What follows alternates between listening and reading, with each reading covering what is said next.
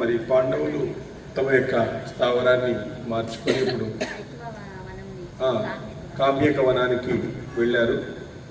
కామ్యక వనానికి వెళ్ళిన తర్వాత అర్జునుడు సోదరులందరితో కలిసి ఇంద్రకిలాద్రికేగి ఇంద్రుణ్ణి దర్శించుట అనేటువంటిది, ఇంద్రకిలాద్రికేగి ఇంద్రుణ్ణి దర్శించుట అనేటువంటి 37వ సర్గలో ఉన్నాము. వనపర్వం 37వ సర్గ. కన్యచిత్ కాలస్య ధర్మరాజో యుధిష్ఠిరః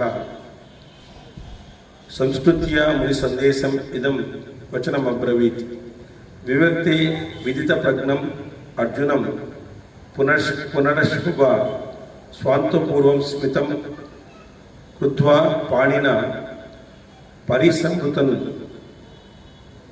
వైశంపాయనుడు ఇలా అంటున్నాడు. కొంతకాలం తర్వాత ధర్మరాజు వ్యాస మహర్షి సందేశాన్ని స్మరించినాడు. వ్యాస మహర్షి రావడము, మరి మీకు తొందరలోనే మంచి కాలం అనేటువంటిది వస్తుంది, మీరు ఆత్రపడకండి అని చెప్పేసి ఆ విధంగా వ్యాస మహర్షి ధర్మరాజుకు హితబోధ చేశాడు. ఆయనకు ఒక విద్యను కూడా అభ్యసించినాడు. అది అర్జునునికి ఉపదేశించమని కూడా చెప్పినాడు. ఏకాంత ప్రదేశంలో ప్రజ్ఞా ప్రసిద్ధుడైనటువంటి అర్జునుడితో ఒక మాట చెప్పాడు. ముహూర్త కాలము వనవాసాన్ని స్మరించుకొని శత్రుదమనైనటువంటి ధర్మరాజు స్వాత్మపూర్వకంగా చేతిని స్మరించి ఏకాంతంలో ధనుంజయునికి ఇలా చెప్పాడు.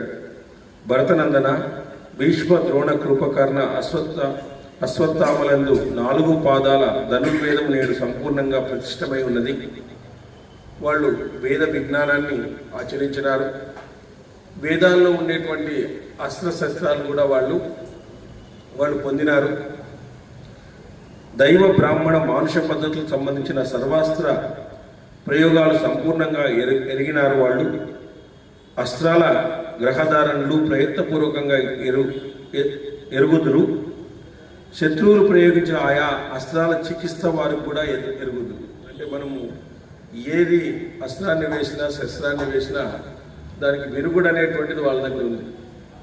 వాళ్ళు అనేక వేదాలని ఔపాసన పట్టినటువంటి వాళ్ళు, ఆ వేదాల్లో ఉండేటువంటి విద్యనంతా కూడా అభ్యసించినటువంటి వాళ్ళు. కాబట్టి ధృతరాష్ట్రపుత్రులైన దుర్యోధనుడు వాళ్ళందరికీ నచ్చజెప్పినాడు. వాళ్ళకి ఉపభోగ సామాగ్రిని సమకూర్చి సంతుష్టులను చేసినాడు. వాళ్ళందరూ కూడా దుర్యోధని ఆధీనంలోనే ఉన్నారు. వాళ్ళందరూ కూడా వాళ్ళకు విపరీతమైనటువంటి కానుకలు కూడా ఇస్తున్నాడు. ఈయన అక్కడే ఉండాలా అని చెప్పేసి ఆ విపరీతమైనటువంటి కానుకలు కూడా ఇస్తున్నాడు. యోధులందరి పట్ల దుర్యోధనికి మిక్కిలి ప్రేమ ఉంది. అతడు ఆచార్యులందరినీ గౌరవిస్తాడు. వాళ్ళంతా సంతుష్టులైనారు. అందువల్ల అతని కోసం ఎప్పుడూ వాళ్ళకు శాంతి కోసం ప్రయత్నిస్తారు. సో వీళ్ళందరూ కూడా దుర్యోధనికి ఫాలోయర్సే కాబట్టి దుర్యోధనకు అనుకూలంగానే వ్యవహరిస్తారు. దుర్యోధనకి ఏమి కాకుండా చూసుకుంటారు. సమయోచితంగా పూజించబడిన వాళ్ళంతా ఏ పరిస్థితుల్లో అయినా కూడా అతని శక్తిని క్షీణింప చేయనీరు. ఎందుకంటే వాళ్ళు దుష్టులే కావచ్చు, కానీ వాళ్ళ శక్తి క్షీణింప చేసుకోరు. వీళ్ళందరూ కూడా ఉండడం వల్ల ద్వేషం ఉంటుంది. కాబట్టి వాళ్ళందరూ కూడా ఆ శక్తిని క్షీణింపనీయరు. ఈ రోజున గ్రామ నగరాలతో సాగర వనాలతో శోభిల్లుతున్న ఈ భూమండలం అంతా దుర్యోధని వశంలోనే ఉంది. మొత్తం అంతా కూడా దుర్యోధన వశంలోనే ఉంది ఈరోజు. కాబట్టి అర్జున, నువ్వు మాకు మిక్కిలి ఇష్టడవు, నీపైనే భారమంతా ఉంచినావు. మరి వీళ్ళని జయించాలంటే నువ్వే మాకు దిక్కు తప్ప వేరే దిక్కు అనేటువంటిది లేదు. అదేవిధంగా శత్రుదమన, ఈ సమయంలో చేయదగిన పనిని నేను కనుగొన్నాను. నాయన, నేను కృష్ణదైపాయనుడు అయినటువంటి వ్యాసం నుంచి ఒక రహస్యమైనటువంటి విద్యను పొందినాను. ఆ విద్యను యథావిధంగా ప్రయోగిస్తే సమస్త జగత్తు నీకు ప్రకాశిస్తుంది. నాయన, ఏకాగ్ర చిత్తంతో దాన్ని ధ్యానించడం ద్వారా ఆయా సమయాల్లో దేవతల అనుగ్రహాన్ని పొందుతావు. భరతశ్రేష్ఠ, నువ్వు ఉగ్రమైన తపస్సు చేయి. ధనస్సు, కవచము, ఖడ్గం ధరించి సాధురథాన్ని అవలంబిస్తున్నావు. మౌనంగా ఉండి ఆక్రమించడానికి ఎవరికి అవకాశం లేకుండా ఉత్తర దిక్కునకు వెళ్ళు అని చెప్పినాడు దుర్యోధనుడు. ఇది ధర్మరాజు. ధనంజయ, ఇంద్రునికి అన్ని దివ్యాస్త్రాలు విజ్ఞానము ఉంది. వృత్తాసుని వల్ల భయపడిన దేవతలంతా తమ అస్త్రాలను ఇంద్రునికి ఇచ్చినారు. వృత్తాసురుడు రాక్షసుడు. ఈ దివ్యాస్త్రాలన్నీ ఇంద్రునికి ఒక్కడి దగ్గరే ఉన్నాయి. అందువల్ల అతని నుంచి నువ్వు పొందగలవు. కనుక నువ్వు ఇంద్రుడిని ఆశ్రయించు, అతడు నీకు అస్త్రాలను ఇస్తాడు. ఈరోజే దీక్షితుడిపై దేవేంద్రుడిని చూడడానికి వెళ్ళు అని చెప్పాడు. ఈరోజే నువ్వు వెళ్ళి ఇంద్రుడిని ధ్యానించి దేవేంద్రుడిని చూడడానికి వెళ్ళు. ఇంద్రుడి నుంచి కావలసినటువంటి విద్యలు నీకు లభిస్తాయి, అస్త్రాలు లభిస్తాయి. ఈ విధంగా చెప్తే శక్తిశాలి అయిన ధర్మరాజు మనోవాక్యాలు నిగ్రహించుకొని దీక్షితుడైన అర్జునకు విధి విధానంగా ప్రతిస్మృతి విద్యను ఉపదేశించినాడు. ప్రతిస్మృతి విద్యను తన వీర సోదరులైన అర్జునుడు బయలుదేరమని ధర్మరాజు అనుమతి కూడా ఇచ్చినాడు.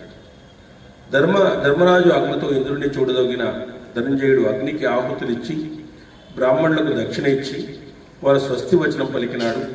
కవచ తలత్ర అంగుళీ చిత్రాలను ధరించి గాంధీవాన్ని అక్షయమగు అంబుల పొదిని తీసుకొని దాత్రాష్ట్రాల వధ కొరకు నిట్టూర్చి పైకి చూచి బయలుదేరినాడు.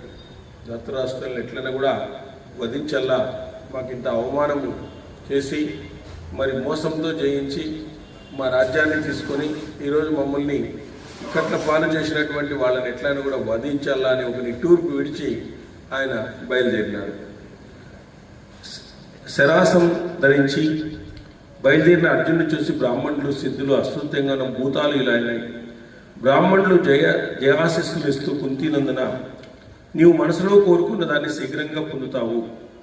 పార్థ, నీ అధిష్టాన్ని సాధించు, నీకు తప్పక విజయం కలుగుతుంది అని అందరూ కూడా వాళ్లకు ఆయనకి జయ జయ జోనాలు పలికినారు.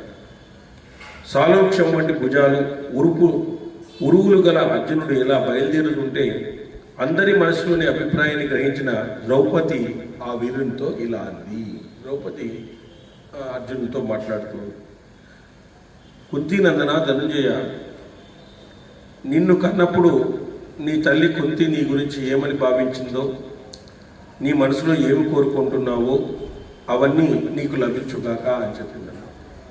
మరి నీ గురించి ఏమని భావించిందో, నీ మనసులో ఏమి కోరుకుంటుందో అవన్నీ నీకు లభించుగాక అని చెప్పేసి ద్రౌపది మాత చెప్పింది. అంటే నీ గురించి ఏమని భావిస్తుంది, నీ మనసులో ఏమి కోరుకుంటున్నావో. ఇప్పుడు ఏం కోరుకుంటున్నాడైనా అస్త్రాల ద్వారా దాత్రాష్ట్రాన్ని ఎలాగైనా కూడా జయించి మరి అన్నగారికి రాజ్యాన్ని ఇవ్వాలనేటువంటి అభిష్టము ఆయనలో ఉందన్నమాట. మనం క్షత్రియ కులంలో ఎవరు పుట్టకుండుగాక బ్రాహ్మణులకు నమస్కారం, వారి భిక్షాటం చేత కూడా జీవించవచ్చు. అంటే మనం క్షత్రియ కులంలో పుట్టి కూడా ఈరోజు మనం ఏమి చేయలేకుండా పోతున్నాం. బ్రాహ్మణులుగా పుట్టి వాళ్ళు భిక్షాటం ద్వారా జీవించవచ్చు, కానీ మనం అలా జీవించడానికి వీల్లేదు. కాబట్టి ఇది నాకు మిక్కిలి దుఃఖాన్ని కలిగిస్తుంది. ఈరోజు మనం భిక్షాటన చేసి ఈ విధంగా ఇటువంటి అస్త్రాలన్నింటినీ కూడా త్యజించి మరి ఈ విధంగా వనవాసంలో మనం ఉన్నాం. కాబట్టి నాకు ఇది అంత దుఃఖాన్ని కలిగిస్తుంది. పాపాత్ముడైన ఆ దుర్యోధనుడు రాజసభలో బిగ్గరగా నవ్వుతూ నన్ను గౌహు అని అన్నాడు. అనేక పురుషులకు ఉపభోగ్యమైందని అర్థం అన్నాడు. అనేక పురుషుల దగ్గర నువ్వు ఉన్నావు అని చెప్పేసి ఆ విధంగా అన్నాడంట. బిగ్గరగా నవ్వుతూ అన్నాడంట ఆ విషయాన్ని. ఈ దుఃఖం కంటే నన్ను నిండు సభలో మిక్కిలి అనుచితంగా మాట్లాడాడు. ఈ దుఃఖం కంటే కూడా నన్ను నిండు సభలో మిక్కిలి అనుచితంగా మాట్లాడాడు. ఎందుకంటే దుర్యోధనుడు అనేటువంటి వాడు మూర్ఖులు ఎట్లంటే వాళ్ళకు పొంతన లేకుండా మాట్లాడుతుంటారు. ద్రౌపది యొక్క వృత్తాంతము వాళ్ళకు తెలుసో లేదో తెలియదు. మనకి వృత్తాంతాన్ని తెలిస్తే మనము ఏదైనా మాట్లాడవచ్చు. ద్రౌపది వృత్తాంతం అనేది తెలియదు. అంటే ఆ వృత్తాంతం అనేది ఎప్పుడు తెలియకుండా పోతుందో వ్యంగ్యంగా మాట్లాడటము, అనేక రకాలుగా మాట్లాడడం సమాజంలో ఉంటుంది. తపస్సు చేసి ఎన్నో రకాలుగా అది ఆ శ్రీకృష్ణుడిని అడగలేదు. ఏ రోజు కూడా ఎవరు ఆమె అని చెప్పేసి ఎవరిని అడగలే. అక్కడ ఉండేటువంటి భీష్ముడిని అడగలే. అక్కడ ఉండేటువంటి ఎవరిని అడిగినా చెప్తారు ఆ విషయాన్ని. కానీ వాడు తెలుసుకోడు. ఇదే మనకు మహాభారతం నేర్పేది. మన పుట్టుకకు అర్థం ఏమిటి అనేది మనం ఏమి తెలుసుకోము. ఇప్పుడు కూడా ద్రౌపది పుట్టుకను ఎప్పుడన్నా తెలుసుకున్నామా? అక్కడ వాళ్ళు అడిగినారా? దుర్యోధను ఎప్పుడైనా అడిగినాడా? మరి అలాంటి పాంచాల దేశానికి సంబంధించిన ఆమె వాళ్ళతో పాటు వనవాసానికి పోయిందంటే ఎంత సౌమ్యురాలు, ఎంత పతివ్రత. తర్వాత అదేవిధంగా పందెంలో ఓడినప్పటికీ కూడా ఆమె కొన్ని క్వశ్చన్లు వేసిందే తప్ప పంద్యాన్ని వ్యతిరేకించింది. మరి ఈ విధంగా మహాభారతంలో కూడా మనం ఎవరు అనేటువంటిది మనం క్వశ్చన్ చేసుకోవాలి. ఎవరు అనేటువంటిది మనం ఎవరు, ఎందుకంటే మనము ఎవరు, ఏమిటి, ఏం చేయాలా అనేటువంటిది చాలా ఇంపార్టెంట్. మనం ఇంపార్టెంట్ ఏది, వేరేది ఇంపార్టెంట్ మనకు అయిపోయింది. పిల్లల్ని పెంచడము, అది పెంచడము, అది మామూలే.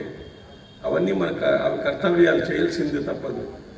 కానీ ఒక గంట అయినా కూర్చొని మనం ఎవరు, మనం ఎందుకోసం వచ్చినాము, మనం ఎంతకాలం ఉంటాము, మనం చేయాల్సిన పని ఏమి, మనం ఎక్కడ పోతాం, మనం శాశ్వతంగా ఉండడానికైతే రాలేదు. మరి శాశ్వతమైనటువంటి ఆత్మని కలిగి ఉన్నాం. సో అలాంటి వాటిని తెలుసుకోవాలి మనం. మూర్ఖంగా ఎవరో మూర్ఖులు అంటుంటారు, ఏం పని ఉందా మీకు, సాయంత్రం అయిపోయిన 6 గంటలకు పోతా అంటారు. ఏం పని ఉంది మీకు, 24 గంటలు వచ్చేస్తుంటారు. వాళ్ళు మూర్ఖులు, వాళ్ళకి తెలియదు. సరే, దాన్ని తెలుసుకోవాలని ప్రయత్నం అనేది చేస్తున్నారా? మరి రత్నాలు దాగి ఉన్నాయి. మహాభారతము, రామాయణంలో రత్నం లాంటి వాక్యాలు దాగి ఉన్నాయి. ఈరోజు మేము 5 సంవత్సరాల క్రితం మామూలుగా ఉండేటువంటి వాళ్ళు ఈరోజు పరిణతి సాధించినాం.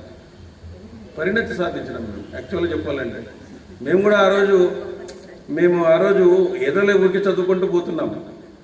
కానీ ఎందుకు చదువుతున్నాము ఏమనేది మనలో అంతర్మదనం మొదలయ్యి 5 ఏళ్ల తర్వాత మాకు దొరికింది. ఇప్పుడు ఎట్లుండాలనేది అర్థమైపోయింది అన్నమాట.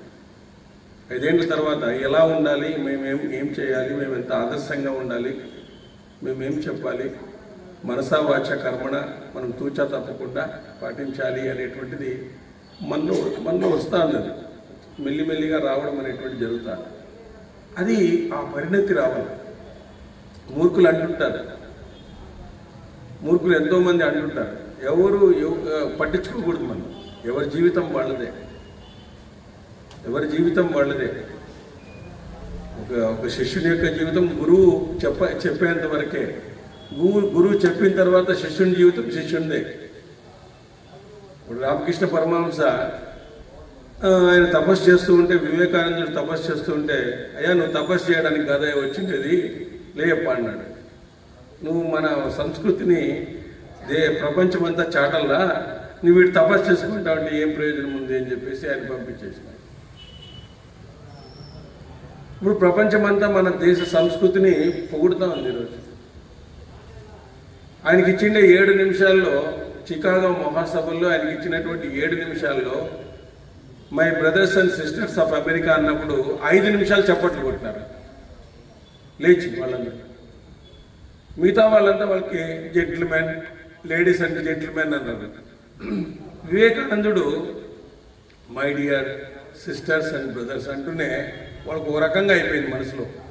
ఏమయ్యా ఏ దేశం వాడు, మేమేం సిస్టరు, మేమేం బ్రదర్, వీళ్ళకి ఇంత గొప్పదా భారతీయ సంస్కృతి. ఈ సంస్కృతిని మనము నేర్చుకోవాలా. ఆ మాట వల్ల 5 నిమిషాలు కొట్టినారంట వాళ్ళు లేచి. 7 నిమిషాలు ఇచ్చిండేది ఆయనకి మాట్లాడాక. ఆయనకి ఇచ్చిండే సమయం 7 నిమిషాలే. ఎవరో కాషాయం కట్టుకుని వచ్చినాడు, ఊరికే ఏదో రికమెండేషన్ తీసుకుని వచ్చినాడు, లోపల పంపించాడు. బాగా 7 నిమిషాలు ఏంటి మాట్లాడేదానికి, ఏదో ఒకటి మాట్లాడి కిందకి పోతాడులే అనుకున్నారు అందరూ. ఎవరో రికమెండేషన్ ఇచ్చినారు.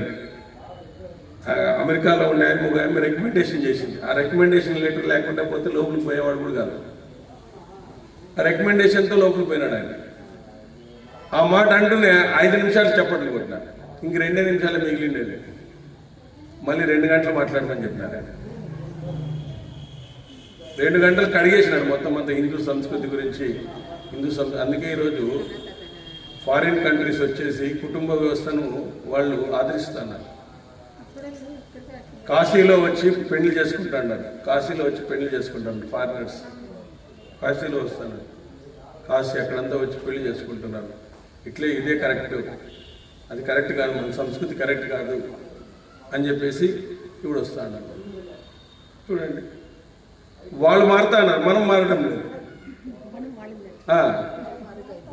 ఎందుకంటే వాళ్ళకి తెలుస్తూ ఉంది ఈ సంస్కృతి ఎంత గొప్పది అని. ఇప్పుడు ఫారిన్లో ఉండే వాళ్ళని అడగండి, మేమేం కోల్పోయినామని చెప్తారు వాళ్ళు, ఇండియన్స్. కానీ మనం ఈడే ఉండి ఏమీ చేయలేకుండా, మన సంస్కృతి మనం గొప్పగా భావించకుండా, సంస్కృతిని మనము అక్కడే వచ్చేది, అవన్నీ అక్కడే వచ్చేది. ఇండియాకి ఏం లేదు. ఇండియా అనేది దేవుని యొక్క మాస్టర్ బెడ్రూమ్. ఇది మాస్టర్ బెడ్రూమ్ ఉన్నట్లేదు. దేవుడు ఉండేది ఈడే, పుట్టిండేది ఈడే, పెరిగిండేది ఈడే, అవతారాలు ఎత్తిండేది ఈడే, అన్నీ ఈడే. ఆయనకి ఇష్టమైన ప్రదేశం ఇదే, ఇండియానే. కానీ మనకి ఇష్టం లేని ప్రదేశం అయితే ఇదే. మనకి ఇష్టం లేని ప్రదేశం అయింది, ఆయనకి ఇష్టమైన ప్రదేశం అయింది లాస్ట్. అట్లా అయిపోయింది పరిస్థితి. కాబట్టి భారతదేశం అంటే, భారతదేశం ప్రపంచమంతా ఒక ఇల్లు అనుకుంటే దాంట్లో దేవుని గది ఇండియా అండి, దేవుని గది ఇండియా అండి. మిగతా అంతా వేరే గదులు ఉంటాయి, బాత్రూమ్లు అవన్నీ కూడా అంతా అట్లా అనమాట. కాబట్టి ఇక్కడ మనం క్షత్రియులు, ఈ దుర్యోధనుడు దుఃఖం కంటే నన్ను 2 సభలో అనుచితంగా మాట్లాడినాడు, అది నాకు చాలా దుఃఖాన్ని కలిగిస్తుంది. వీరశ్రేష్ఠ, నువ్వు వెళ్ళిన తర్వాత నీ సోదరులు మెలకువగానే ఉన్న సమయంలో నీ వీరగాథలను మాటిమాటికి చెప్పుకుంటూ ఆనందిస్తారు, ఇది నిశ్చయం కదా. కానీ పార్థ, నువ్వు చాలా కాలం ప్రవాసంలో ఉంటే మాకు భోగాల పట్ల కానీ, ధనం పట్ల కానీ, జీవితం పట్ల కానీ ప్రీతి కలగదు. మా అందరి సుఖ దుఃఖాలు, జీవన్ మరణాలు, రాజ్యము, ఐశ్వర్యము అన్నీ నీ మీదే ఆధారపడి ఉన్నాయి అని చెప్పి.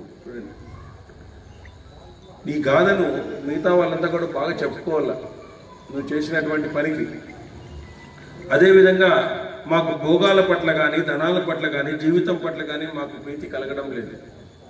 మేమేదో అనుభవించాలని, ధనం సంపాదించాలని ఇక్కడ రాలేదు.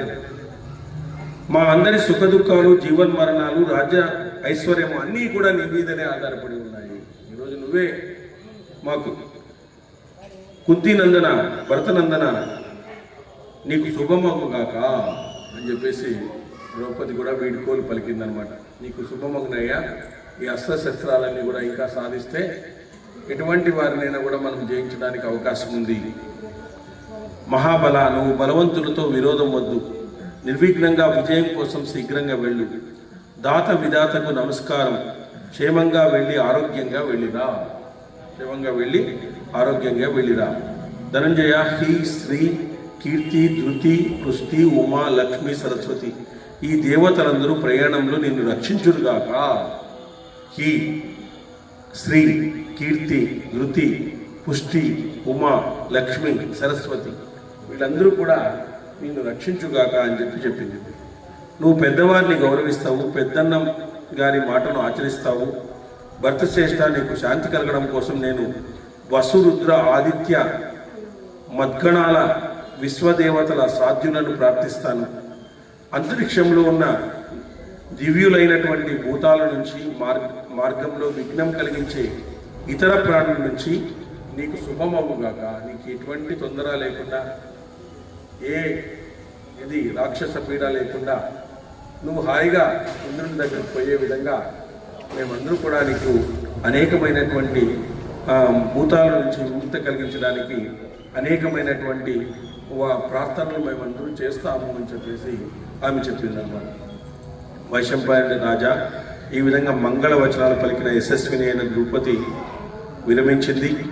ఆ తర్వాత పాండునందనుడు, మహాబాహుడు అయినటువంటి అర్జునుడు సోదరులకు, దౌమ్యులకు ప్రదర్శన చేసి మెరిసే తన గాంధీవాన్ని తీసుకుని బయలుదేరినాడు. అర్జునుడు ఇంద్రుడి నుంచి పొందిన ప్రతిస్మృతి అనేటువంటి యోగ విద్యతో కూడి ప్రకాశిస్తూ ఉండడం వల్ల అతడు దారిలో వెళుతూ ఉంటే సర్వభూతాలు పక్కకు తప్పుకున్నాయి. ప్రతిస్మృతి అనేటువంటి విద్యను ఆయన అభ్యసించినాడు, ధర్మరాజు ద్వారా అభ్యసించడం వల్ల ఆయనకి భూతాలన్నీ కూడా, సర్వభూతాలు కూడా అడ్డు తగలలేదు.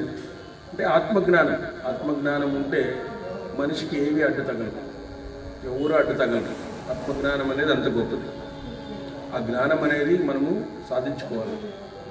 ఆత్మజ్ఞానం అంటే ఆ వైపు ప్రయాణం చేయాలి. ఫస్ట్ మనకు వస్తుందా రాదా అనేటువంటిది మనం అనుకోకూడదు. ప్రపంచంలో ఏవైనా వస్తుంది, ఏదైనా మనం సాధించగలుగుతాం. మనం అనుకుంటాం మనకు రాదు ఎక్కువ మనకు సంబంధం, ఏదైనా కూడా మనం ప్రాక్టీస్ చేస్తే వస్తుంది. అంటే ఆత్మజ్ఞానం నుండి సంపాదించుకోవాలి. ఆత్మజ్ఞానం వైపు అడుగు వేయాలి. భగవంతుడు ఏమంటాడంటే ఒక అడుగు వేయబోయా నేను 10 అడుగులు వేస్తానంటాడు ఆయన. నువ్వు అడిగే వేయకపోతే ఆయన ఏం చేస్తాడు? అంతే కదా. ఆయనకేం పట్టింది నీకు ఆత్మజ్ఞానం ఇవ్వాలి? నీకు కావాల్సిన నువ్వు ఆత్మజ్ఞానం అడగాల, ఆయన అడగాల. జ్ఞానం అనేది నాకు ఇవ్వు స్వామి అని చెప్పేసి అడగాల. జ్ఞానం అంటే ఏమి? అన్నిటి కొంతవరకు ఏ దాని మీద మమకారం ఉండకూడదు, విపరీతమైన మమకారం ఉండకూడదు. విపరీతమైన మమకారం, సంతృప్తిగా ఉండాలి. జీవితం అనేది సంతృప్తిగా ఉండాలి మనిషికి. నువ్వు అసంతృప్తిగా ఉన్నావంటే నీకు రోగాలు వస్తాయి. ఆ రోగాలు ఎవరు చూస్తారు ఈ కాలంలో చెప్పండి? రోగాలు ఎవరు చూస్తారు ఇప్పుడు మనం సంతృప్తిగా ఉండలేకుండా పోతున్నాం. ఎందుకు ఉండలేకుండా పోతున్నాం? కొంత గట్టి నిర్ణయాలు తీసుకోవాలి. జీవితానికి సంబంధించి గట్టి నిర్ణయాలు తీసుకోవాలి. ప్రతిదాన్ని మనము అనేక కోణాల్లో ఆలోచిస్తూ ఉండాలి. ఏదో ఏమీ జరగదు. ఏం జరగాలో అదే జరుగుతుంది. నువ్వేదో నువ్వు నీకు వచ్చే 99% ఆలోచనల్లో ఏమి జరగదు, 1% జరిగేదండి నువ్వు అనుకుంటున్నావు. కాబట్టి ఆత్మజ్ఞానం వైపు అడుగు వేయాల. భగవంతుడు ఆ జ్ఞానం నాకు ఇవ్వ స్వామి, అట్లాంటి జ్ఞానాన్ని ఇవ్వడం వల్ల నాలో ఉండేటువంటి పరమాత్మను నేను దిగ్నీకృతం చేసుకుంటాను. పరమాత్మను నేను తెలుసుకుంటాను. నాలోనే ఉన్నాడు పరమాత్మ, నాలోనే ఉన్నాం. నాలో ఉండేటువంటి పరమాత్మని నేను తెలుసుకోలేకుండా పోతున్నాను. కాబట్టి ఆ భావన నాకు ఇవ్వు, ఆ బుద్ధిని నాకు ఇవ్వు, అట్లాంటి బుద్ధిని నాకు ఇవ్వు అని చెప్పేసి మనం భగవంతుని ప్రార్థించాలంట రోజు కూడా. చూడండి, ఆయనకి ఆ భూతాలన్నీ తొలగిపోతున్నాయి. అంత గొప్ప ఆత్మజ్ఞానులు వాళ్ళందరూ కూడా ఆత్మజ్ఞానులు కాబట్టే అంత రాజ్యాన్ని చాలా సులభంగా వదిలేసినారు. అంత రాజ్యాన్ని, అంత కష్టపడి సంపాదించుకున్న రాజ్యాన్ని తృణప్రాయంగా వదిలేసినారు వాళ్ళు. తృణప్రాయం వాళ్ళు. కాబట్టి కొన్ని మనం జీవితంలో మనం కూడా కొన్ని వదిలేయాల. పట్టుకుంటే కష్టము, ప్రతిదీ వదిలేయాల. కొన్ని ఎక్కడ ఏది వదలాలో అది వదలాల, ఏది పట్టుకోవాలో దాన్ని పట్టుకోవాలి. దాన్నే ఆత్మజ్ఞానం అంటారు. కాబట్టి మనము వదిలేది నేర్చుకోవాలా. మనము వదిలేది కాదు, ఇంకా చాలా తీసుకుంటా ఉన్నాం. కాబట్టి ఆ విధంగా పరంతపుడైన అర్జునుడు తపస్సులతో చేయించబడిన పర్వతాల మార్గంలో వెళుతూ దివ్యము పుణ్యము దేవతలకు ప్రీతికరమైన హిమవత్ పర్వతాన్ని చేరుకున్నాడు. మహామనస్వైనటువంటి అర్జునుడు యోగయుక్తుడు వల్ల మనోవేగంతో కూడిన గమనంతో వాయువులో ఒక్క రోజులోనే పవిత్రమైన హిమవత్ పర్వతానికి వెళ్ళాడు. అదేవిధంగా అతడు అలసట లేకుండా హిమవత్ పర్వతాన్ని దాటి గంధమాధవ పర్వతాన్ని చేరి అక్కడ నుంచి రాత్రింబవళ్ళు దుర్గమ ప్రదేశాల్లో దాటి వెళ్ళాడు. ఆ తర్వాత ఇంద్రకిలాద్రి మీదకి చేరుకున్నాడు. అక్కడ అంతరిక్షం నుంచి ఆగు అనే మాట వినపడింది. ఆగు అని అంతరిక్షం నుంచి విడిపడిందంట. ఇంద్రకిలాద్రి పర్వతాన్ని చేరుతున్నాయి. ఆ తర్వాత ఇంద్రకిలాద్రి మీదకి చేరుకున్నాడు. అక్కడ ఆగు అనేటువంటి మాట విన్నాడు. ఆ మాటను విని పాండునందనుడు అర్జునుడు అన్ని వైపులా దృష్టిని సాధించినాడు. అక్కడ ఒక చెట్టు మొదల్లో కూర్చున్న ఒక తపస్విని చూశాడు. ఒక చెట్టు మొదల్లో ఒక తపస్వి ఉన్నాడు. ఆయన చూసినాడు. బ్రహ్మతేజంతో ప్రకాశిస్తూ పింగళవర్ణ జటలు ధరించి కృషించి ఉన్న ఆ తపస్వి అర్జునుడితో ఇలా అన్నాడు. అలా ఆత్మజ్ఞానం కలిగినటువంటి మరి బ్రహ్మ తేజస్సుతో ఉండేటువంటి జడలు ధరించినటువంటి తర్వాత పింగళ వర్ణాన్ని ఉండేటువంటి కృషించి ఉన్నటువంటి తపస్విని చూసినాడంట. నాయన ధనుర్బాణాలు కవచం ధరించి ఖడ్గము తలత్రాణం ధరించి క్షత్రియ ధర్మాన్ని అనుసరిస్తూ ఇక్కడికి వచ్చిన నువ్వెవరు అని అడిగినాడు. అమ్మయ్యా, అన్ని బాణాలు అన్ని అస్త్రాలంతా ధరించి వచ్చినావు, మరి ఎవరవయ్యా నువ్వు అని అడిగినాడు. ఇక్కడ శస్త్రంతో చేయదగింది ఏమీ లేదే, ఇక్కడేమీ శస్త్రాలు యుద్ధం ఏం జరగడం లేదే, ఎందుకు శస్త్రాన్ని తెచ్చుకున్నావు అని అడిగినాడు. ఇది ఇంద్రియ నిగ్రహంతో క్రోధ హర్షాలను జయించి తపస్సులు ఉండే బ్రాహ్మణులు ఉండే ప్రాంతం అయ్యా ఇదంతా కూడా బ్రాహ్మణులు ఉండే ప్రాంతము. బ్రాహ్మణులు ఇంద్రియ నిగ్రహాన్ని కలిగి ఉంటారు, క్రోధ హర్షాలను జయించి ఉంటారు. క్రోధము హర్షము వాళ్ళకి సంతోషము క్రోధం అనేది ఉండదు వాళ్ళకి. భూషణ తీషణ తిరస్కారాలకు జ్ఞాని స్పందించడం అన్నమాట. భూషణం చేసినా పట్టించుకోడు, దూషణం చేసినా పట్టించుకోడు, తిరస్కారం చేసినా పట్టించుకోడు, అంతవరకు తెచ్చుకోడు కూడా, అంతవరకు ఆ ప్రాబ్లమే తెచ్చుకోడు. జ్ఞాని అనేటువంటి వాడు ఎప్పుడు తన జ్ఞానంతో ఆలోచిస్తూ ఉంటాడు. ఏదైనా భగవంతుని యొక్క విషయాలను స్మరిస్తూ ఉంటే జ్ఞానం అనేటువంటిది మనకు వస్తుందన్నమాట. ఏదో పార్ట్ టైంగా ధ్యానించకూడదు. ఎప్పుడు భగవంతుని మనం ధ్యానిస్తూ ఉన్నాం. మనకు వీలు దొరికినప్పుడల్లా భగవంతుని మనం ధ్యానిస్తూ ఉంటే ఆ జ్ఞానం అనేది మనకు లభిస్తుంది, ఏదో రకంగా లభిస్తుంది. కాబట్టి వీర తేజాబలాలతో నీకు సమానమైన వాడు వేడొకటి లేడు. చూడండి, ఆయన చూస్తూనే చెప్పాడు. బ్రహ్మ జ్ఞానం కలిగినటువంటి వాడు చూడండి, ఆయన చూస్తూనే తేజోబలముతో నీతో సమానమైన వేరొకటి లేడయ్యా అని చెప్పినాడు. ఎంత నీట్గా కనుక్కుంటారు వాళ్ళు. అదేవిధంగా మహర్షి మల్ల అర్జున్ని ధనస్సు వదిలిపెట్టమని నవ్వుతూ చెప్పాడు. కానీ దృఢనిశ్చయం గల అర్జునుడు ధైర్యం నుంచి అతడు చలించలేకుండా పోయాడు. ఆ తర్వాత ఆ బ్రాహ్మణ్ నవ్వుతూ అర్జునుడితో హరిసూదన, నేను ఇంద్రుడను, నీకు శుభమవుగాక. ఇంద్రుడే ఆ విధంగా వచ్చినాడు. ఆ రూపంలో వచ్చినాడు. వరం కోరుకోవయ్యా అని అడిగినాడు. అలా చెప్పిన ఇంద్రుడితో సూర్యుడు కురుకుల శ్రేష్ఠుడు అయినటువంటి అర్జునుడు చేతులు జోడించి నమస్కరించి, ఇప్పుడు నీ నుండి సంపూర్ణంగా అస్త్రాన్ని గురించి తెలుసుకోవాలనుకుంటున్నాను. పూజ్యుడా, ఇది నా అభిష్టము.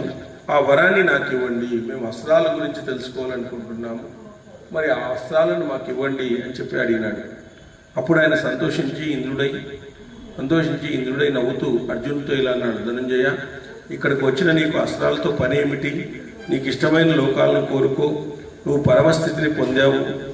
అది విని ధనుంజయుడు సహస్రాక్షుడైన ఇంద్రునితో మళ్ళీ అన్నాడు.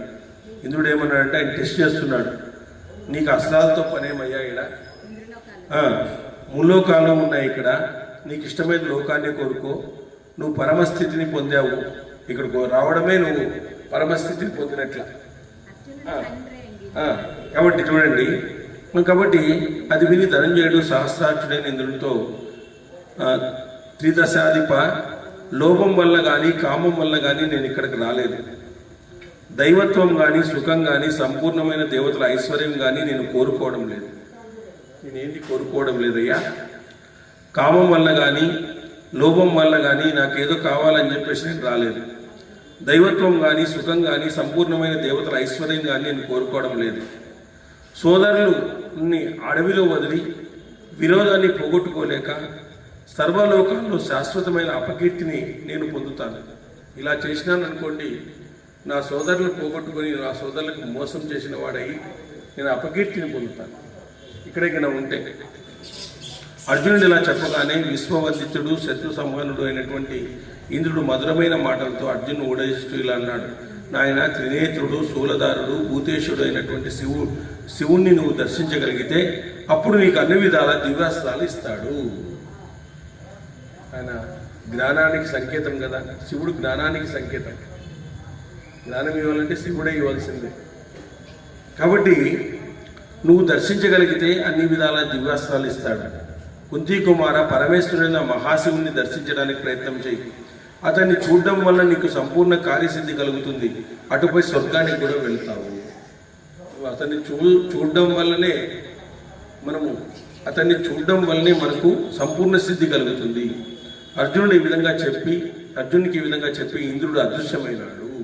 ఈ విధంగా చెప్పినాడు, ఆయన అదృశ్యమైపోయినాడు. అటు తర్వాత అర్జునుడు కూడా యోగయుక్తుడై నిలిచినాడు. ఇంకొక స్తబ్బారంగా ఆయన నిలబడినాడు. ఏమనేటువంటి జనమేజయుడు ఇలా అన్నాడు. పూజ్యుడా, అనాయాచితంగా పనులు చేసే కుంతీనందన అర్జునుకు అస్త్రాలను ఏ విధంగా పొందగలిగినాడు? ఆ వృత్తాంతాన్ని వివరించండి. ఎట్లా పొందినాడు? మరి ఈయన అస్త్రాలను పొందాలని పోయినాడు కదా, మరి ఎలా పొందినాడు? ఇవన్నీ నాకు వివరించండి అని చెప్తే, నరోత్తముడు, దీర్ఘబాహుడు, తేజస్వి అయినటువంటి ధనుజనుడు నిర్జనవనంలో ఒంటరిగా భయం లేకుండా ఎలా ప్రవేశించినాడు? బ్రాహ్మణ విధుల్లో శ్రేష్ఠుడా, ఆ వనంలో ఏం చేశాడు? శంకరుని దేవేంద్రుని ఎలా సంతుష్టులను చేశాడు? యుజోత్తమ, నీ అనుగ్రహంతో ఈ విషయం వినాలనుకుంటున్నాను. సర్వజ్ఞ, నువ్వు దివ్య మానుష వృత్తాంతాలను ఎరుగుదువు. కాబట్టి నువ్వు చెప్పయ్యా అని చెప్పేసి వైశంపాయన్ని జనమేజయుడు అడిగినాడు. బ్రాహ్మణోత్తమ పూర్వకాలంలో యోధుల్లో శ్రేష్ఠుడు, యుద్ధంలో వెనుదిరిగిన అర్జునుడు ఈశ్వరునితో అసాధారణం, రోమహర్షణం, అత్యద్భుతమైనటువంటి యుద్ధాన్ని చేశాడు. దాని గురించి విన్న సూర్యులు, కుంతి కుమారులు హృదయాలు దైన్య హర్ష విస్మయాలతో చలించిపోయినాయి. పూర్వకాలంలో అర్జునుడు యుద్ధంతో ఈశ్వరునితో అసాధారణ, రోమహర్షణం, అత్యద్భుతమైనటువంటి యుద్ధాన్ని చేసినాడంటే ఈశ్వరునితోనే. దాని గురించి విన్నటువంటి సూర్యులైనటువంటి కుంతి కుమారులు హృదయాలు దైన్య హర్ష విస్మయాలు కలిగినాయంట. అంటే దైన్యము, విస్మయం కలిగిపోయింది. ఇంద్రుడిని మరి ఈశ్వరునితో యుద్ధం చేసినాడా అని చెప్పేసి అయినాడు. ఆ విధంగా చలించిపోయినారు. సూర్యుడు జయశీలుడైనటువంటి అర్జునుడు నడవడికలో కొద్దిగా కూడా నిందింపదగింది లేదు. అందువల్ల అతని వృత్తాంతాన్ని సమస్తంగా చెప్పు అంటున్నాడు. సూర్యుడు జయశీలుడు అయినటువంటి అర్జునుడు నడవడికలో కొద్దిగా కూడా నిందింపదగింది లేదు. అంటే అర్జునుడిలో నిందింపదగినటువంటి క్వాలిటీస్ అనేటువంటివి ఏమీ లేవు. ఆయన వృత్తాంతాన్ని చెప్పు అన్నాడు. వైశంపాయనుల నాయన, పౌరవ శార్దుల, మహాత్ముడైన అర్జును యొక్క వృత్తాంతం దివ్యం, అద్భుతం, మహత్వపూర్ణం. దాన్ని నీకు చెప్తాను విను. అనగా దేవదేవుడైన త్రయంబకునితో అర్జునుకు శరీర స్పర్శ కలిగి సమాగమ వృత్తాంతాన్ని చెప్తాను, జాగ్రత్తగా విను. ఆ అమిత విక్రముడు, మహాబలుడు, మహాబాహు, కురుకుల భూషణుడు, ఇంద్రపుత్రుడు, స్థిరచిత్రుడు, సంపూర్ణ విశ్వముతో విఖ్యాత మహారథుడు అయినటువంటి అర్జునుడు యుధిష్ఠిరుని ఆదేశం వలన సురాధిపతి అయినటువంటి ఇంద్రుడిని దేవదేవుడైన శంకరుని చూడడం కొరకు దివ్యమైన గాంధీవాన్ని, బంగారు పిడిగల ఖడ్గాన్ని తీసుకుని ఉత్తర దిక్కునికి వచ్చి హిమవత్ పర్వతాన్ని చేరి ఇంద్రుడిని దర్శించినాడు. తర్వాత తపస్సు కోసం దృఢమైన నిర్ణయం తీసుకుని మిక్కిలి వేగంగా భయంకర కంటక కీర్ణమైనటువంటి వనంలో ఒంటరిగా ఉన్నాడు. ఆ వనం పలు రకాలైన పుష్పాలతో కూడి ఉంది. అనేక విధాలైన పక్షులకు ఆశ్రయమైంది. అనేక మృగ సమూహాలతో నిండి ఉంది. సిద్ధులచే, చారణులచే సేవించబడుతుంది. అదంతా కూడా ఈ నిర్జనమైన వనానికి అర్జునుడు వెళ్ళిన తర్వాత ఆకాశంలో శంఖ పటహల ధ్వని వినపడింది. అక్కడ ఇంద్రుడిని సేవించిన తర్వాత ఆయన వనంలోకి వెళ్ళాడు. ఆ వనంలో ఒక పెద్ద శబ్దం వినపడిందంట. అప్పుడు భూమిపై గొప్ప పుష్పవృష్టి పడింది. భూమిపై కూడా గొప్ప పుష్పవృష్టి పడింది. ఆకాశమంతా మేఘాల సముదాయం ఆవరించింది. అర్జునుడు దుర్గమానమైనటువంటి వనాలను దాటి హిమవత్ పర్వతంలో పృష్ఠభాగంలో ఒక మహాసముద్రం దగ్గర నివసిస్తూ వెళ్ళినాడు. హిమవత్ పర్వతంలోకి వెళ్ళాడు. వికసించిన పూలతో నిండి పక్షుల మధుర వాదాలతో ఉన్నటువంటి వృక్షాలను, వైడూర్యాల వలె స్వచ్ఛమైన కాంతితో పెద్ద పెద్ద సుడులు గల నదులను అర్జునుడు అక్కడంతా చూశాడంట. హిమవత్ పర్వతంలో అనేకమైనటువంటి నదులు ఉన్నాయి కదా, గంగా, యమున, ఇవన్నీ కూడా. హంస, కండారవ, సారసాల ధ్వనులతో, స్వరాలతో, క్రౌంచ, బర్హిణ నాదాలతో ఆ నదులు మనోహరంగా ఉన్నాయి. నదులు అనుకునే అందమైన వనాలు ఉన్నాయి. అక్కడ ఉన్న అతిథుడైనటువంటి అర్జునుడు పవిత్రాలైన చల్లని నీళ్లున్న నదులను చూసి ఆయన స్మరించుకొని ప్రోక్షణ చేసుకున్నాడంతా కూడా. అందమైన ఈ వనంలో ఉగ్రతేజుడు, మహాత్మి అయినటువంటి అర్జునుడు సంతోషంగా ఉగ్రమైన తపస్సు చేసినాడు. అంటే శివుణ్ణి దర్భవస్త్రం ధరించి, దండము, మృగ చర్మాలు స్వీకరించి అర్జునుడు నేలపై పడిన ఎండు పండుటాకులను భోజనానికి ఉపయోగించేవాడు. చూడండి ఎంత గొప్ప. చూడండి ఆ కాలంలో వాళ్ళు ఆకులు తిని బతుకున్నారు. మనం ఇప్పుడు కావాల్సింది తిని బతుకుతాను, ఏం కావాలో అది తింటాను. బట్ వాళ్ళు తాపస్సులుగా ఉండి ఆ రోజు ఎంత గొప్ప సంస్కారాన్ని నేర్పిస్తున్నారంటే ఎలా చేయాలి తపస్సు అనేటువంటిది, ఎలా చేసి మనము భగవంతుణ్ణి సాధించాలి. ఎంత కష్టం చూడండి ఆ కాలంలో భగవంతుని సాధించాలంటే ఇన్ని కష్టాలు ఉంటాయి అన్నమాట. చూడ్డానికి 1 నెల వరకు 3 రాత్రులకు ఒకసారి ఫలాలను తినేవాడు. 2వ నెలలో వెనుకటి దానికి రెట్టింపు సమయంలో 6 రాత్రులకు ఒకసారి ఫలాహారం తీసుకునేవాడు. 3 రాత్రులు లేదు, 6 రాత్రులకోసారి. మూఢ మాసంలో 15 రోజులకోసారి ఆహారాన్ని తీసుకునేవాడు. ఆ తర్వాత మహాబాహుడైన అర్జునుడు కేవలం వాయుభక్షకుడై చేతులు పైకెత్తి ఆసరా లేకుండా కాలి బొటనవేలు కొన మీద నిలిచి తపస్సు చేసినాడు. కాలి బొటనవేలు కాదు, మనం 2 నిమిషాలు యోగా చేయలేము, అయ్యేలా తప్పు మా చేత అంటారు. కానీ ఎంత బలంగా ఉండేటువంటి వాళ్ళు కాలి బొటనవేలు మీద నిలబడి తపస్సు చేసినాడంట. అమిత తేజస్సు మహాత్ముడు అయినటువంటి అర్జునుడు శిరోజాలు నిత్యము స్నానం చేయడం వల్ల విద్యుత్ వలె పద్మం వలె ప్రకాశిస్తున్నాయంట, అంత ప్రకాశిస్తున్నాయంట. అప్పుడు మహర్షులంతా ఉగ్రమైన తపస్సులో ఉన్న అర్జును గురించి నివేదించడానికి ఈశ్వరుని దగ్గరికి వెళ్ళినాడు. మహర్షులే చూసేసినారంట ఆయన. ఆ అమోఘమైనటువంటి తపస్సును చూసిన తర్వాత వాళ్ళు ఈశ్వరుని దగ్గరికి వెళ్ళారంట ఈ విషయాన్ని చెప్పడానికి. అర్జునుని యొక్క తపస్సును గురించి వాళ్ళు చెప్పడానికి వెళ్ళారంట. వారు మహాదేవునికి నమస్కరించి పార్థుడు చేస్తున్నటువంటి తపస్సును గురించి, దేవేశ మహాతేజస్వి కుంతీకుమారుడైన అర్జునుడు అంతులేని ఉగ్ర తపస్సుతో ఉండి దిక్కులన్నింటినీ ధూమ్రవతం చేస్తున్నాడు, అతని కోరిక ఏమిటో మేము ఎరుగుదుము, అతని కోరిక ఏమో మాకు తెలుసు, మేము ఎరుగుదుము అని చెప్పేసి ఈశ్వరునికి నివేదించినారంట వాళ్ళందరూ కూడా. మమ్మల్ందరినీ అతడు తప్పింపజేస్తున్నాడు కావున మంచిగా అతన్ని తపస్సు నుంచి నివర్తరింపజేసి సద్భావం గల ఆ మునీశ్వరుల మాటలు విని భూతనాథుడైనటువంటి ఉమాపతి ఇలా పలికినాడు. వాళ్ళు అనేక విధాలుగా చెప్పారు. అప్పుడు మహాదేవుడు ఇలా అన్నాడు, మహర్షులారా, అర్జునుని విషయము మీరేమీ విచారించవలసిన అవసరం లేదు. మీరు శీఘ్రంగా సంతోషంగా అలసత్వం లేకుండా మరలి వెళ్ళండి. అతని మనస్సంకల్పాన్ని నేను ఎరుగుదును. అతను తపస్సు చేస్తున్నప్పుడు అతను ఎందుకు వచ్చినాడు ఇవన్నీ కూడా భగవంతుడికి తెలుసు. కాబట్టి మనలో ఆ కల్ముషాలు ఉండకూడదు. మనము ఒక సంకల్పం చేసిన తర్వాత ఆ సంకల్పం నుంచి విచలితం కాకూడదు. ఎప్పుడు కూడా విచలితమైతే భగవంతుడు పట్టించుకోడు. భగవంతుడికి మనం చేసే పనులన్నీ తెలుసు. బయటకు ఒక రకంగా మాట్లాడతాము, లోపల ఆలోచన ఉంటుంది. ఇవే భగవంతుడు చెప్పేది అదే. కర్మణ్యేకం వచస్సేకం మనస్సేకం. ఈ 3 ఉండే కంపల్సరీ ఉండాలి ఆయన దగ్గర. ఈ 3 లేకుండా పోతే నువ్వు డిస్క్వాలిఫై అయినా. నువ్వేం చేస్తున్నావో, ఏం మాట్లాడుతున్నావో, ఏం ఆలోచిస్తున్నావో అన్నీ కూడా సమానంగా ఉండాలి. అప్పుడు మనసు స్థిమితమవుతుంది. ఎప్పుడు కూడా మనసు అప్పుడే స్థిమితమయ్యేది. మనం చెప్పేదొకటి, చేసేదొకటి, ఆలోచించేదొకటి. ఈ విధంగా ఉంటే మనసులో అలజడి మొదలవుతుంది. ఎవరికైనా కూడా అలజడి మొదలవుతుంది. కాబట్టి అవి ఏవి మనలో ఉండకూడదు. అదే భగవంతుడు మనకు చెప్పేది.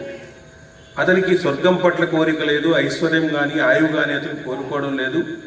అతను కోరిందన్నింటినీ నేను ఈరోజే ఇప్పుడే ఇస్తాను, ఇప్పుడే ఇచ్చేస్తాను. ఆయనకేం ఇక్కడ రావాల్సిన పని కూడా లేదు. ఈశ్వరుడు ఆ మాట విని సత్యవాదులైనటువంటి మహర్షులు మనసులో ఆనందించి వారి వారి నివాసాలకి తరలివేరు. ఆ మాట వింటూనే మహర్షులందరికీ కూడా ఆశ్చర్యం కలిగింది. ఇంత గొప్ప తపస్సుకు ఆయన యొక్క మనస్సంకల్పాన్ని ఈశ్వరుడు అక్కడి నుంచినే ప్రసాదిస్తున్నాడు ఆయనకి అని చెప్పేసి వాళ్ళందరూ కూడా చాలా సంతోషించి వారి వారి ఆశ్రమాలకు వెళ్ళినారు. ఇది యదక్షర పదభ్రష్టం మాత్రాహీనోయి తస్సర్యం చెప్పితాదేవ నారాయణ నమోస్తు. కిరాతార్జునీయ యుద్ధం. మళ్ళీ కిరాతార్జున యుద్ధము, శంకరుడు ప్రసన్నమగుట, అర్జునుడు స్తుతించుట. నెక్స్ట్ చాలా ఇంపార్టెంట్.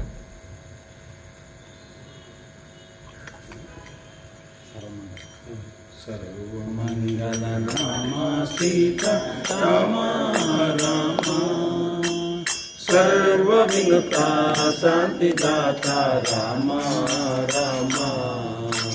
సర్వమంగళ నామ సీత రామ రామ, సర్వవినుత శాంతిదాత రామ రామ. మనస్సులోని మాయా బాబు రామ రామ, మనస్సులోని మోము జోపు రామ రామ. సర్వమంగళ నామ సీత రామ రామ,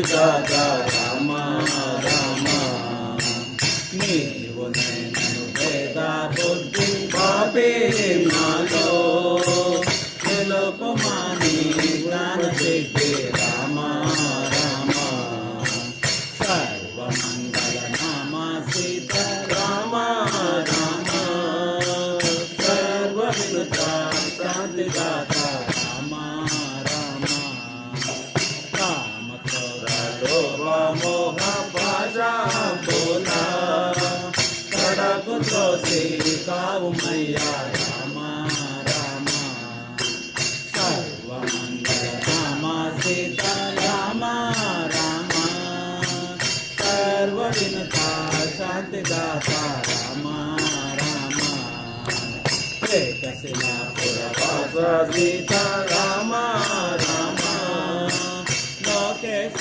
బహురూప విలాస కోదండ రామ లోకేశ బహురూప విలాస కోదండ రామ సర్వమంగళ రామ సీత రామ రామ సర్వ వినుత శాంతి దాత రామ రామ రామకృష్ణ గోవింద నారాయణ రామకృష్ణ గోవింద నారాయణ ప్రేమించు పాలించు నారాయణ ప్రేమించు పాలించు నారాయణ రామకృష్ణ గోవింద నారాయణ రామకృష్ణ గోవింద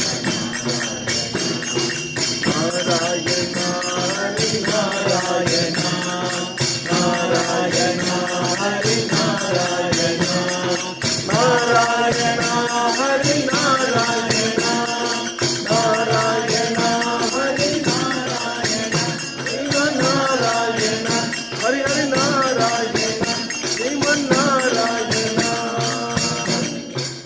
శ్రీయకాంతాయ కళ్యాణ నిదయే విదయేర్తిన శ్రీ వెంకట నివాసాయ శ్రీనివాసాయ మంగళం నిత్యాయ నిరవధ్యాయ సత్యానంద చిదాత్మనే సర్వాంతరాత్మనే శ్రీమద్ వెంకటేశాయ మంగళం మంగళం మంగళం. జై ఇందిరా రమణ గోవింద. లక్ష్మీ